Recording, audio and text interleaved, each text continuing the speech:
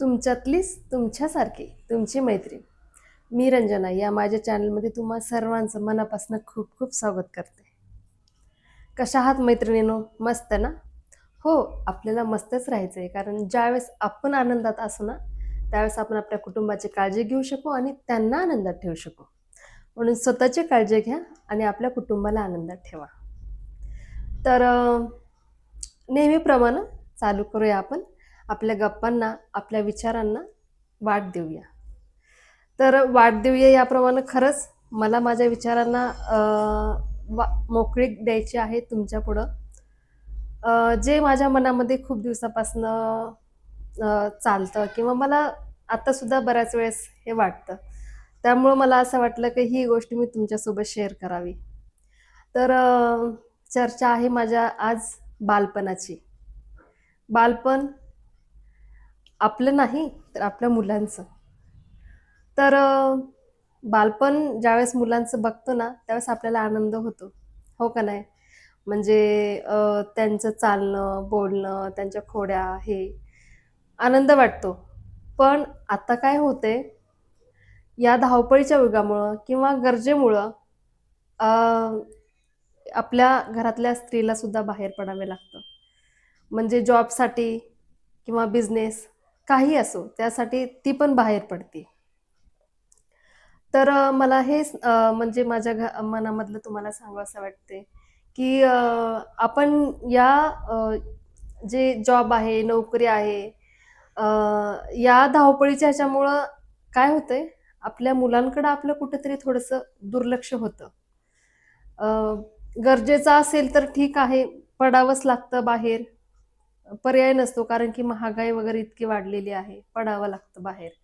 पण मला एवढं सांगायचं होतं, की आपण थोडंसं ॲडजस्टमेंट करू शकतो. मुलं किमान 4 ते म्हणजे 4, 5, 6 जास्तीत जास्त 7 1 वर्षाची होईपर्यंत खरंच आपण काहीतरी ॲडजस्टमेंट करून घरी राहण्याचा प्रयत्न करावा किंवा घरून काही करू शकतो का? की मुलांना वगैरे बघत आपण घरी काही करू शकतो का? कुठला बिझनेस करू शकतो का? किंवा घरी बसून आपण कुठलं काम करू शकतो का? याचा शोध आपण घ्यावा. तर मी हे का सांगते?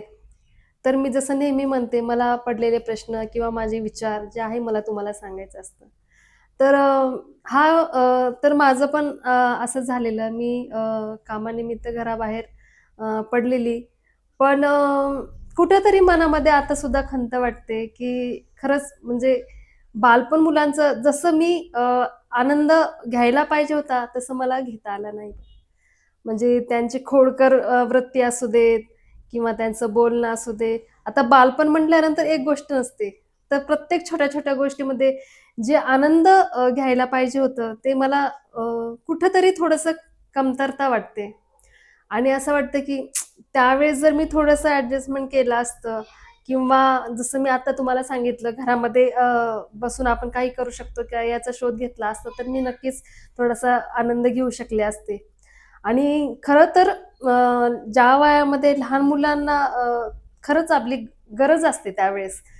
मोठे झाल्यानंतर ते स्वतः सगळं करू शकतात, राहू शकतात, एकटी राहू शकतात, सगळं करू शकतात.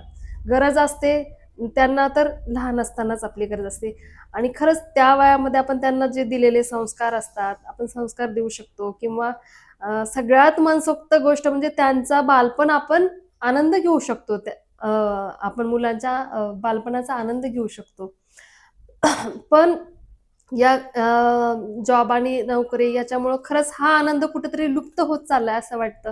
कुठेतरी आपण त्याच्यापासून दुरावल्यासारखं वाटतंय आणि या धावपळीमध्ये आपण चालत राहतो आणि या आनंदापासून आपण लुप्त होतोय.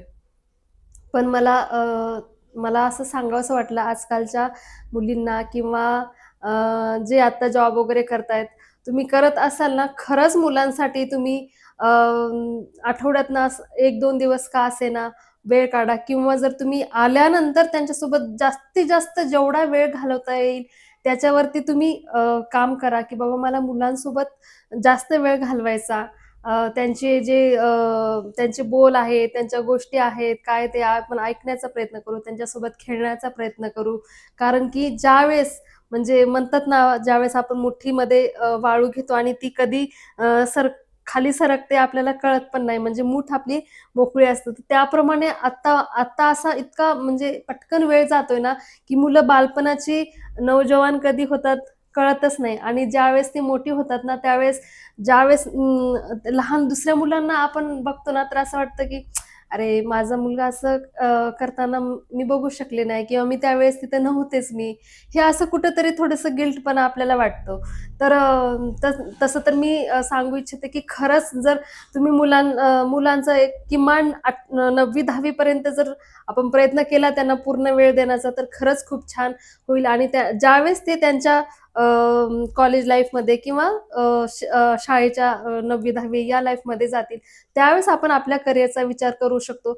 असं काही नाही की तुम्ही अ, अ, अ, आपलं एक करिअर करण्यासाठी तुम्हाला असं एक ठराविक वयच असतं अशातलं काही भाग नाही.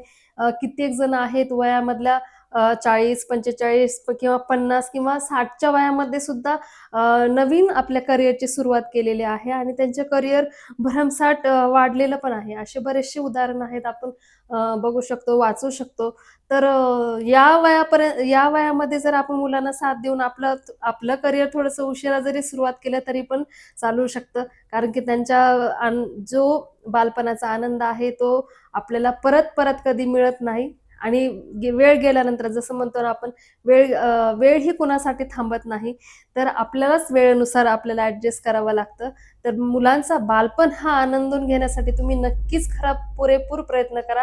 कारण की एकदा का बालपण गेलं, जसं आपण आपलं बालपण गेलं तरी पण आपण अजून आठवण करत असतो. त्याचप्रमाणे मुलांचं बालपण गेल्यानंतर अ, आपण काही करू शकत नाही, की बाबा मला मुलांचं हे खोड बघायच्या होत्या किंवा बालपण बघायचं होतं. हे आपल्याला मनामध्ये राहून जायला नको.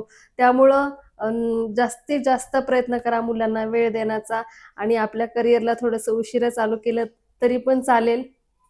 तर माझ्याही मनातली एक छोटीशी कुठेतरी दडलेली बाजू होती, जी मी तुमच्या पुढं व्यक्त केली आणि असं वाटलं की तुमच्यापर्यंत ही गोष्ट पोहोचावी आणि तुम्ही सर्वांनी तुमच्या मुलांचं बालपण एन्जॉय करावं, त्यांच्या खोडकर वृत्ती बघाव्यात आणि खळखळून जीवन त्यांच्यासोबत जगावं, हसून घ्यावं, खेळून घ्यावं. खरा आनंद तर खरं ह्याच्यामध्येच आहे. आपण बाकीच्या तडजोड करून सगळे ॲडजस्ट करू शकतो, पण मुलांचं बालपण, वेळ हे कधी थांबू शकत नाही. त्यामुळं मला हे तुमच्यापर्यंत पोहोचवायचं होतं म्हणून मी हा व्हिडिओ बनवला. तर याच्यामधनं तुम्हाला काही थोडंसं छान वाटलं असेल किंवा काही याच्यातनं मिळालं असेल तर माझ्या कमेंट्स बॉक्समध्ये मला नक्की सांगा आणि माझ्या व्हिडिओला शेअर, लाईक, सबस्क्राईब करायला विसरू नका. धन्यवाद.